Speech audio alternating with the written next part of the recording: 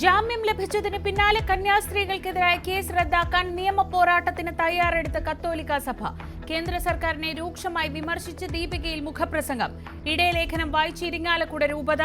ജാമ്യത്തെയും കേസിനെയും ചൊല്ലി BJP നിലപാടിനോട് യോജിക്കാതെ ഹിന്ദു സംഘടനകൾ.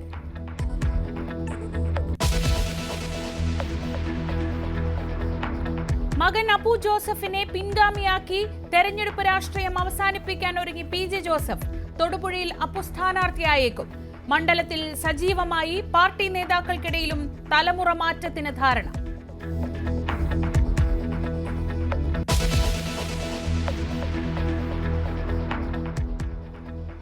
സർവകലാശാലകളിൽ സ്ഥിരം VC-മാരെ ഏകപക്ഷീയമായി തീരുമാനിക്കരുതെന്ന് ഗവർണറോട് ആവശ്യപ്പെട്ട് സർക്കാർ. രാജ്ഭവനിലെത്തി കൂടിക്കാഴ്ച നടത്തി P. രാജീവും R. ബിന്ദുവും. കേരള സർവകലാശാലയിലെ പ്രശ്നങ്ങൾക്ക് പരിഹാരം കാണണമെന്നും മന്ത്രിമാർ.